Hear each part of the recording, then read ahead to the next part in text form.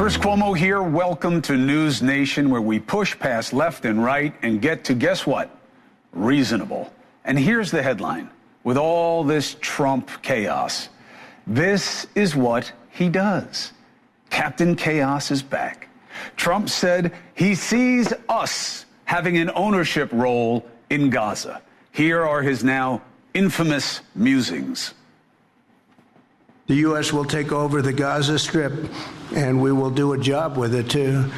We'll own it and be responsible for dismantling all of the dangerous unexploded bombs and other weapons on the site. We should go to other countries of interest with humanitarian hearts, and there are many of them that want to do this, and build various domains that will ultimately be occupied by the 1.8 million Palestinians living in Gaza. We have an opportunity to do something that could be phenomenal. And I don't want to be cute, I don't want to be a wise guy, but the Riviera of the Middle East, this could be something that could be so bad, this could be so magnificent. The Riviera of the Middle East. Now, here's a little cheat code for you. Did you notice that when he was looking down, he was talking about other people doing this and being part of a collaboration where there would be better homes for the Palestinians in Gaza? And then when he went off the script, it sounded like he was talking about kicking them all out and that he was going to open Trump condos there or whatever he calls the Riviera. There's a reason for that, okay? That's why his staff was shocked.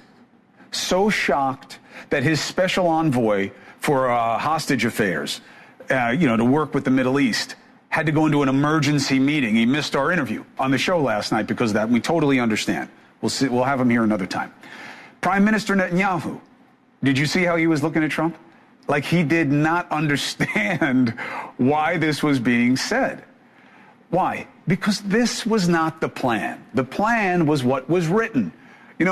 I was wondering, I wonder if when he said the U.S., if he mispronounced it and it was actually in his mind, like us, like the Trump family, like when we saw his son-in-law insensitively mention a year ago, hey, that waterfront property there in Palestine and Gaza, it's pretty valuable stuff, I think it may just be an extension of that in Trump's mind, this is could be an opportunity for him. I know that's crazy sauce.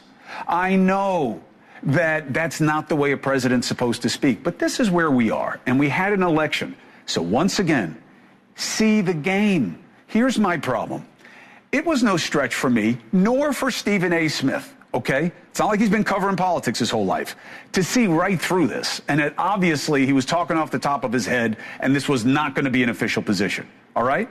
I don't even see Trump as the main part of the problem with this situation. I know he created it, but everybody knows he was talking nonsense, right? Reporters know this. Why? Because no one from his team ever floated anything like this, and they would have. I have been talking to them about what was going to happen with this presentation with Bibi. This never came up, and it didn't come up because it didn't exist. It wasn't a thing until he made it one. The Secretary of State, the White House National Security Advisor, Michael Waltz. The Secretary of State is obviously Marco Rubio. And Trump's press secretary. We all know what they said. Here it is. What President Trump announced yesterday is the offer, the willingness of the United States to become responsible for the reconstruction of that area. It was not meant as a hostile move. It was meant as I think, a very generous move, the offer to rebuild and to be in charge of the rebuilding. He puts some very bold, fresh, new ideas out on the table. I don't think should be criticized in any way. I think it's going to bring the entire region to come with their own solutions. The president has not committed to putting boots on the ground in Gaza. He has also said that the United States is not going to pay for the rebuilding of Gaza. His administration is going to work with our partners in the region to reconstruct this region. So it really isn't a question of what did Trump mean? What is the reality? What are we supposed to believe? We know. You saw them backpedaling, okay? We're not going into Gaza. There's no will for that. We got out of Afghanistan for a reason. Gaza makes Afghanistan look like New Jersey, okay? You're not going in there. You're not going to hold it. There's an active terrorist presence. Israel doesn't want you there. The whole thing's preposterous. But that's not how it played. Why? Oh, this is opportunity. My brothers and sisters, see the game. They weren't going to leave this alone on either side. Why? Because this is where the fringes make their money. You think you weren't going to see MSNBC going crazy? You think they were going to handle it the way I am right now or the way I did last night? No, they had to feign outrage, even though they knew he was speaking out of his head in terms of what was the reality. And Trump gave them plenty of reason to do so. Between suggesting America was going to enter the war and that the Gazan people should never come back, of course they were going to do this. Donald Trump making news in the biggest possible way. The U.S. will take over the Gaza Strip, and we will do it, and we will do a job with it too. A stunner by any definition of the word. I think it's the craziest idea I've ever heard in my life. 2 million people living in Gaza, a problem that Israel has, and now we're going to have. We want to own Gaza. I don't understand why he's doing this. I think it's the wackiest idea, hard to say, he's ever come up with. Look, it's an opportunity for them to prove that Trump is bad, and they are better than he. So of course they were going to take it. And there's the reciprocal advantage as well. You see what happened over on Fox? At first they were desperately trying to make it sound like a good idea, the way Walls was, okay? And that Trump is playing 10-dimensional chess. Take a listen.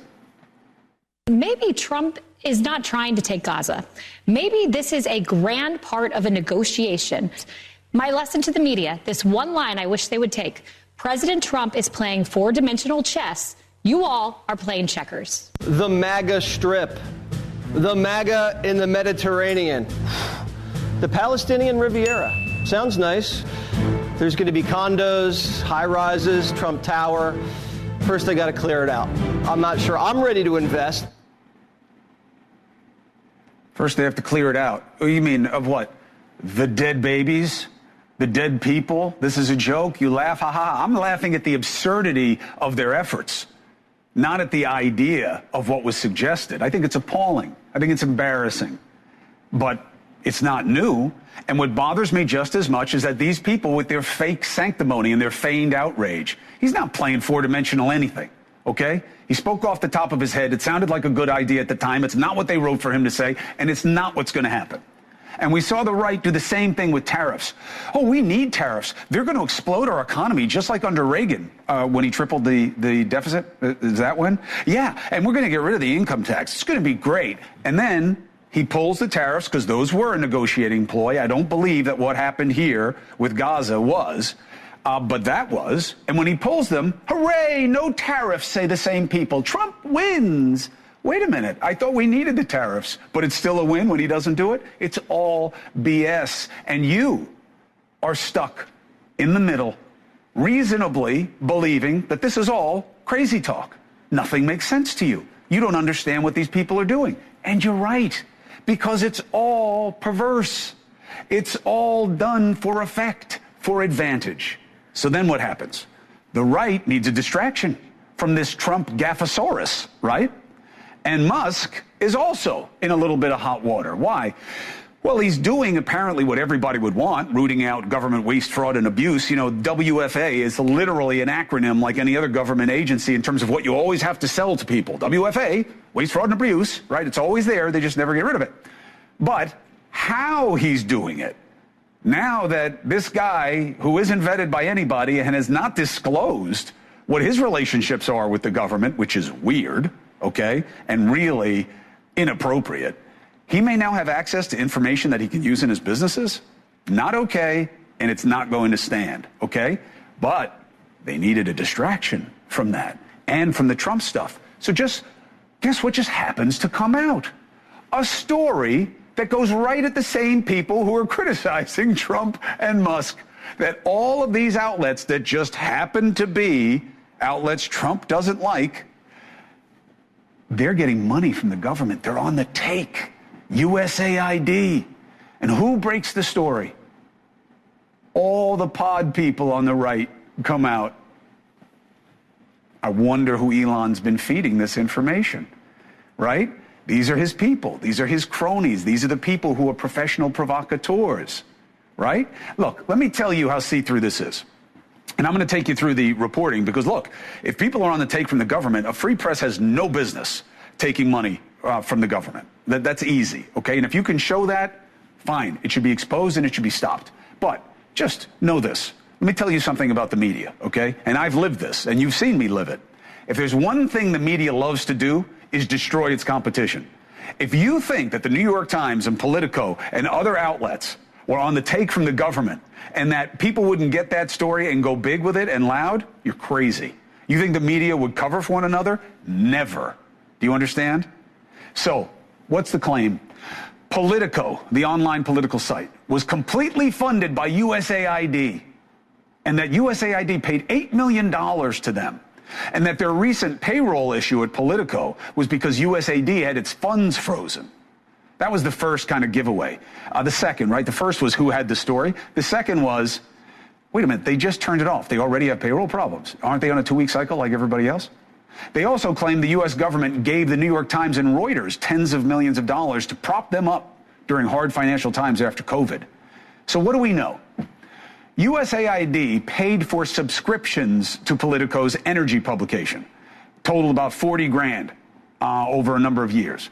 The $8 million was for subscriptions from 2016 to 2025, and that the U.S. government has spent millions of dollars on subscriptions to the New York Times. Now, pause. If you want to say, I don't want my government buying subscriptions with my tax dollar, that's fine. That's a separate issue. That's not graft. It's not being on the take. And you can say we want a change of policy. We don't want tax dollars going for buying these subscriptions. That's a fine political position to have, okay? Is it illegal, though, for them to do this? No. Is it something more than that? Again, I don't know. I only know what Elon or somebody leaked to these guys. So why make claims that it's the biggest scandal ever, which many of them said? Because these pod people can say whatever they want. They have no accountability, nor do their platforms. Section 230. You can't sue Twitter when someone gets on there and says you're on the take and says things that are literally per se libel and slander. Remember, one thing that you have to balance this out with, though, big mistake. Did you hear from Politico? Did you hear from Reuters? Did you hear from the New York Times? No. Why? They're still living in the fantasy world that they can ignore these pod people and this is going to go away. They made social media more than it deserved to be as a proxy for Vox Populi, the voice of the people, and now it is, even though it's not reality and it's not where the majority of people make their witness, okay? But remember that they didn't comment right away. The next time they play someone else's no comment as a tacit admission of guilt, okay? So you see, I see problems on all sides, all right? Because that's the game, and everybody's playing it, and you have to be aware so you can see through it. That's where we are. All the game of advantage, all the time. They all knew what Trump said was poppycock, but they went with it because it was good for business. So here, let's focus on what they want to be true, okay? That there is a reasonable suggestion here that the region better counter with one of their own. Otherwise, this could be a thing. Again, we got out of Afghanistan and Iraq for good reasons. And those would have been an easier control early on than anything that's going to happen if you go to Gaza.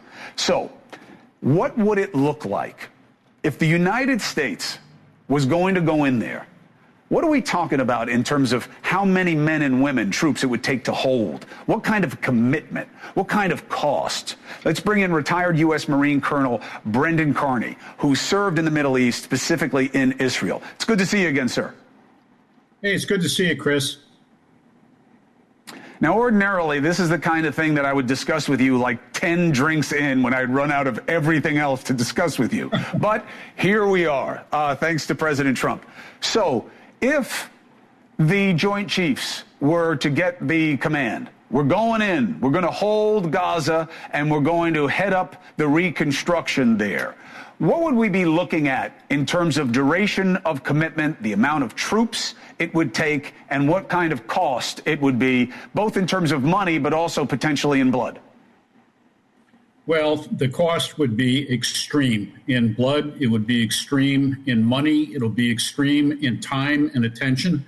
We're talking multiple years of effort. I mean, just to clear the explosives ordnance that's littering that place is going to be years. The rubble is going to take years to move. I mean, we're talking about a little miniature Marshall Plan it took Europe over a decade to even start showing its strength, and that was with a tremendous U.S. investment. So, Chris, this is is it doable?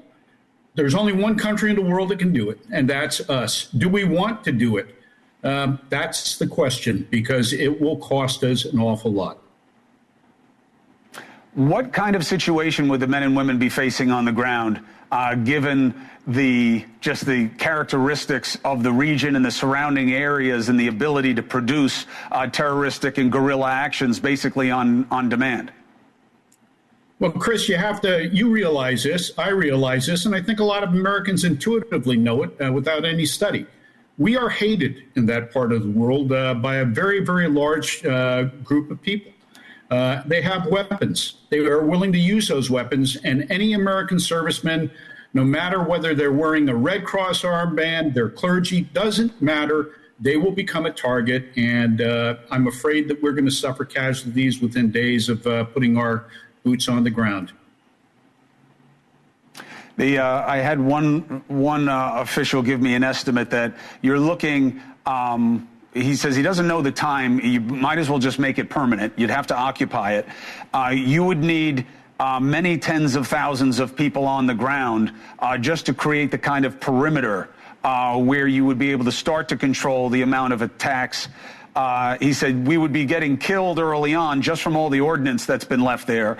Then you would have a second wave of all the people who are hiding there and underground and are willing to do a one-for-one exchange. And that is not what the U.S. Army wants. That's what paralyzed us for a while, as you well know, in Iraq and again in Afghanistan, and that the losses would have to be in the many thousands, and the cost is more than anything he's ever had to estimate. Does that sound right? I think so. I think that is a reasonable, actually, in my mind, somewhat minimalist expectation of what the cost will be. And this is right. Going to be an awful lot of money and lives and effort and attention and all those things. And the other thing is, Chris, we cannot do it alone. This is a classic coalition effort if there ever was one. Well, you saw what Spain said. You saw what other countries said. Nobody wants to do this. And look, let's be honest. This was Trump doing what he does. But when you're president of the United States, there's a price tag. Colonel Carney, thank you very much for your perspective, as always. All right, Chris. See you later. Take care.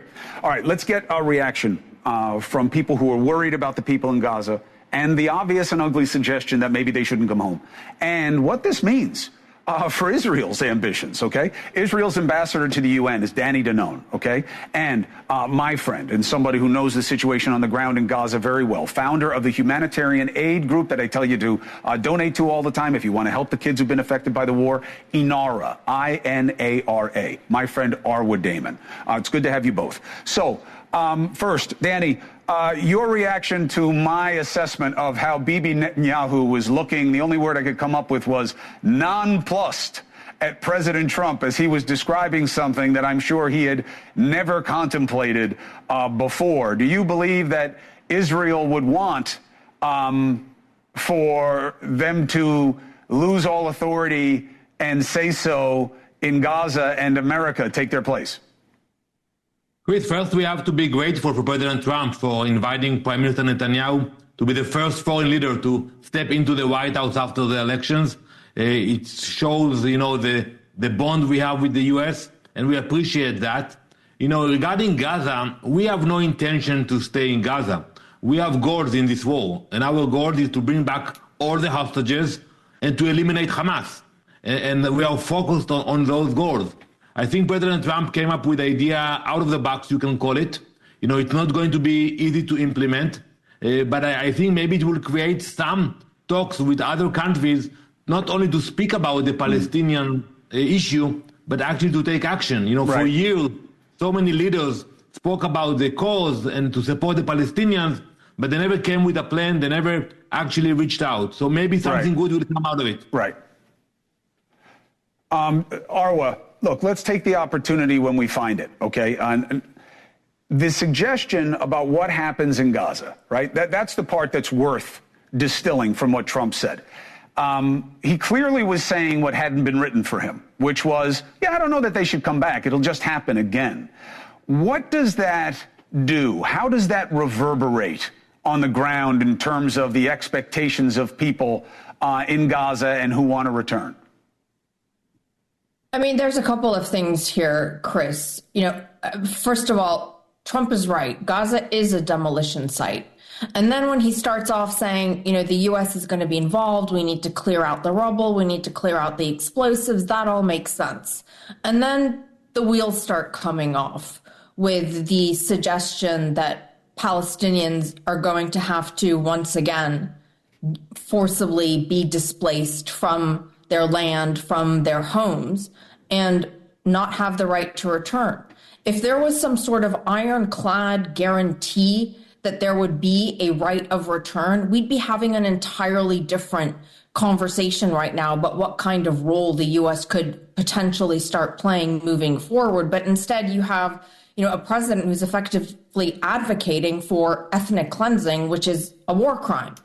And when Gazans hear this, after everything that they have been through while they're in the process of trying to see what's left of their homes, clean up whatever they can, figure out where they're going to put up their tent, on top of a very real fear that the ceasefire might not work out and they're going to be subjected to death from the sky once more. To hear the U.S. president say, we're going to force you off your land and you're never going to be allowed to come back, same as what happened in 48, same as what happened in 67, it's psychologically shredding. It's cruel.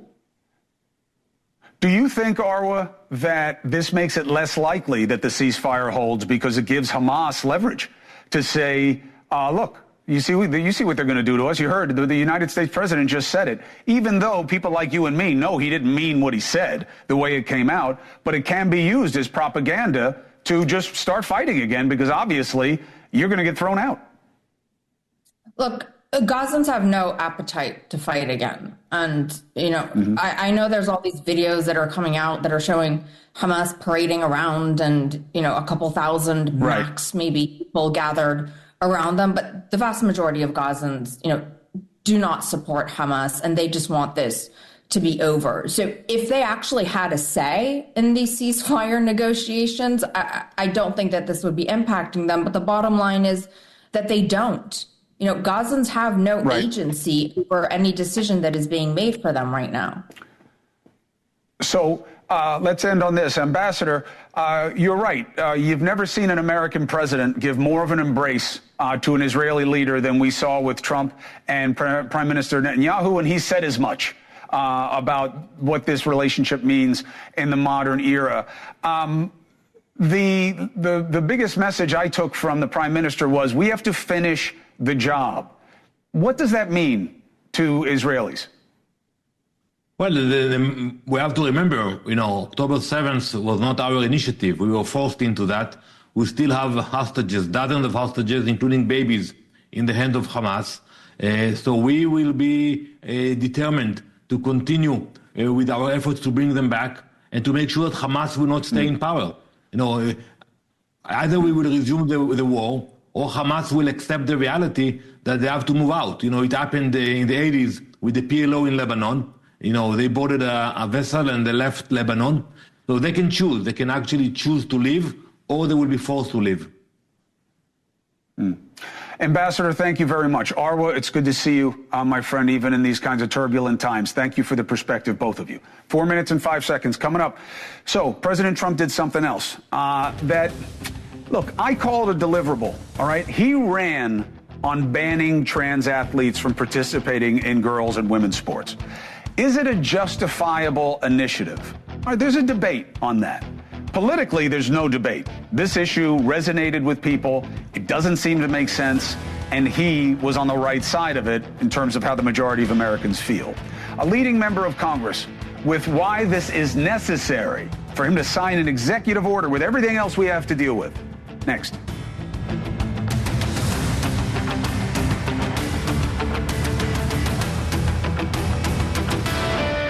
Trump administration, we will defend the proud tradition of female athletes, and we will not allow men to beat up, injure, and cheat our women and our girls. From now on, women's sports will be only for women. Look, politically, it's a hard position to argue with. The suggestion that you don't want trans women who are my size playing against high school or college kids. Okay. But is that the reality? Well, it depends on how you want to look at it. If one is too many, then yeah, it is the reality.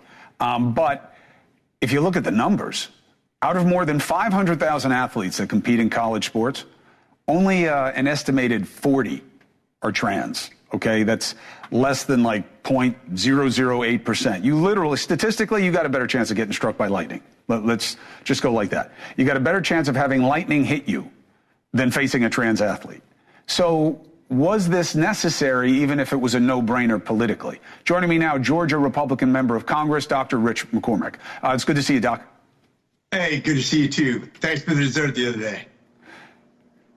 Oh, listen, happy birthday to your son. You're a good man. You're a good dad. Happy to support you. I cannot argue the optics on this. Politically, I get why Trump had a majority of people in the country agree with him. But the numbers are so small, Doc. And you know, I don't have to tell you as a clinician, you're dealing with a population of people who are already very put upon, very bullied. Are you worried that this may do more harm than good? No, not at all. And as a matter of fact, I have great compassion for people who have mental disorders. And when I went to medical school and when I went to my residency, we talked about this as a psychosomatic disorder, where you think that you're something that you're not, plain and simple. But the question is, when you have somebody who thinks that there's something that they're not, does that mean that your daughter, and granted, let's say it only affects 40 people per race. Do you want the female record smashed? Do you want the scholarships to go to males instead of females? Do you want the awards and the podium to have some 6'4" guy instead of some woman who's trained her entire life for that one moment in time to make the Olympic team?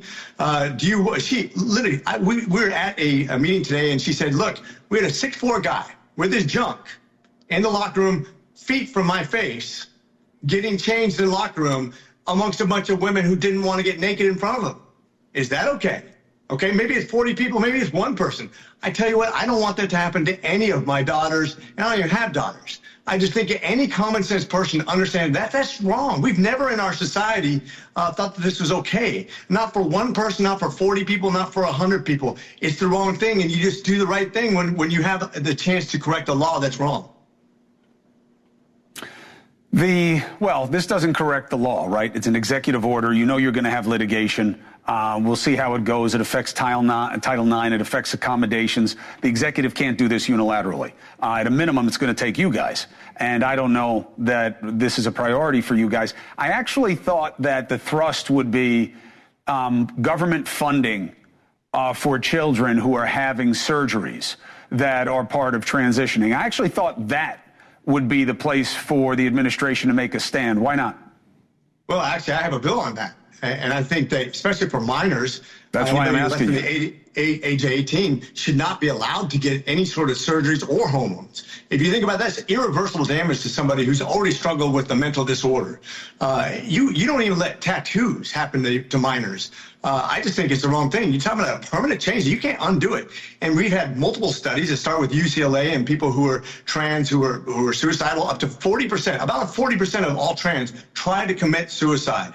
And it is indeterminate whether it has anything to do with any sort of oppression or making fun of somebody. They found people who don't even feel that are still trying to commit suicide. And guess what? After they transition, they still have that. And plus, add on that, the regret. We're not solving their problems by pretending that there's something that they are not, and they get that too. Once they do all the hormones, all the surgeries, they still have the underlying condition that makes them feel unhappy about who they are. And that's the problem that needs to be addressed, not some psychosomatic idea that we're going to feed into it and pretend that there's something that they aren't, and that all of a sudden they're going to be happy because I pretended that you're a tiger or a dog or a boy or a 12-year-old or whatever you think you are. That doesn't make you happy. That's a disorder that we need to address, be compassionate for it. And that's all I want. I want common sense, compassion based on medicine and science, not on some fantasy land that we're protecting somebody like it was the Selma Bridge. and that we're turning fire hoses on people and disallowing them to get housing loans and treating them unfairly somehow with the legal system. That's not what's happening here. We shouldn't warp what actually is at hand. Well, that's the last part is definitely true because, again, I don't think Trump can do this unilaterally.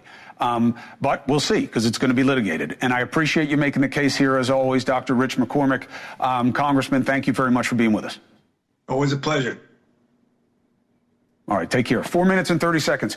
Coming up, DOGE is an idea that is, again, hard to argue with. Who doesn't want more efficiency out of government? Again, WFA is an acronym in politics. Waste, fraud, and abuse. But is Elon going about it the right way? And shouldn't we know more about what information he's getting access to and whether he can use it to be competitive and at an advantage in his own businesses? And shouldn't we know more about what his relationships are with the government, what he gets from them, if he's going to be doing all of these things as almost an elected or cabinet level person? We have a member of the Oversight Committee that's part of DOGE, Democrat. Next.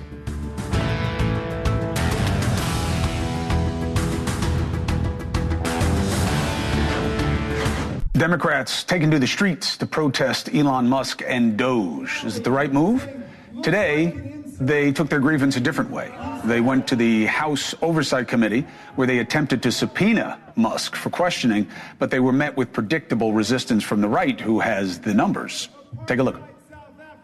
I move that the committee subpoena Elon Musk to come before it as a witness at the earliest possible moment. Chairman, I move to table the motion. There's a motion to table. Is there a second? Second by Mr. Higgins. You will not even entertain a motion to bring this to the president of the Oversight Committee. Are in favor of tabling. Yes, let's have order in this country. Stansbury, you're out of order. You know you're out of order. You know the rules of this committee. There's been a motion. Mr. Elon Musk is out of order and dismantled. He's out of order. Just grandstanding, or is there a legitimate issue? Let's discuss with a member of the committee. Democrat, member of Congress, Stephen Lynch, was in that hearing today, also sits on the DOGE subcommittee that plans to meet for the first time next week. Thanks for joining me, sir. Good to be with you, Chris. You know, a little bit of this is on all of you because so many of the hearings have become a circus that the ability to have legitimate oversight has been a little bit beat down, hasn't it? And do you think that there is a real concern with Musk at this point? I like the phrase administrative coup. It sounds, outrageous, but we don't know that we're there yet, do we? Well, it's obvious that Elon Musk is taking actions that are having repercussions and serious effects on areas that Congress has jurisdiction over. So, maybe he comes out of the tech world where the slogan is move fast and break things. That's not necessarily the same approach that Congress has because we have to deal with, due process and legislative restrictions. But, he did inform that he did say over the weekend that, he put USAID through the wood chipper. There are 10,000 USAID employees who feel they are at the brink of, being fired or laid off. And so that's a real impact. And I think we have 60 different conflict zones where the U.S. has USAID on the ground and providing support to civilian populations that we need to have on our side to sort of, de-escalate conflict in those areas. I get it. Foreign aid, there's an old saying in Congress that there's only two things wrong with foreign aid. One, it's foreign, and secondly, it's aid.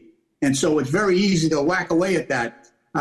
It should be noted, however, that President Trump has said we will not reduce aid to Israel, nor will we reduce aid to Egypt, which are the two largest recipients of foreign aid for this country and will be for the next 10 years. You heard the Secretary of State basically signal that this isn't about Musk. This is still about the Department of State, even though it's an independent agency, and that he believes USAID is very important. Rubio has said it many, many times. Look, I feel like you guys are taking the bait here and maybe to kind of have a point of high dudgeon. You know Trump talks a lot of smack. You know Elon Musk talks a lot of smack. And just because they're saying things doesn't mean that they're doing things. And you are looking like you're countering the takedown of waste, fraud, and abuse, which is very popular with people.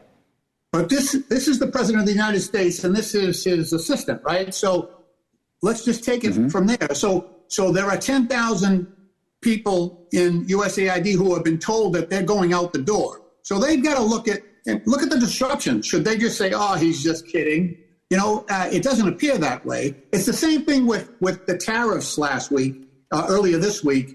When he says, cost of lumber is going up 25%, I get every contractor and developer in my district worried if the bids on their projects are going up 25%. Are their numbers still good? So it causes a lot of apprehension and disruption. And that's, even though he says, "Oh, just kidding," and pulls it back, that disruption is still being felt in the general population. But that's what they voted for. But that's what people voted for, Representative. People wanted disruption. I just feel like you should just take it to the courts. You know what I mean? If there's a legitimate issue, it's fine. One last quick thing. I just want you on the record with this. It's not an if, we know that this is true. Should taxpayer money be used to buy subscriptions to media companies? How so?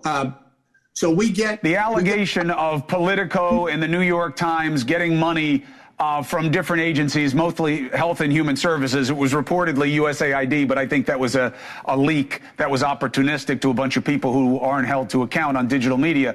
But if it's coming from Health and Human Services, it's still tax dollars being used to buy subscriptions to different outlets. Is that something that you think should be allowed? It's questionable. I can say that we get probably 24 subscriptions at the House reading room. That the New York Times, the Journal, Politico, all these others. There's another angle of this too. That since Benjamin Franklin, we have been subsidizing newspapers and print because we thought that was a good idea. So there's a subsidy going out there generally from the government on top of these different agencies, taking it on upon themselves to order these subscriptions. So we can look at it. We can look at it. If we're trying to save money, let's look at it. Is it necessary? I'm looking for my check, Mr. Lynch, so let me know, because it must have gotten lost in the mail. There's no subsidy coming my way. Stephen Lynch, I appreciate you making the case. You're always welcome on the show to make the case, and I appreciate you. Good luck doing the work of the people. I appreciate you, Chris. Thank you. All right, take care. 3 minutes, 45 seconds. What do you think about all this? 844-968-7720. Have your say. Let's get after it.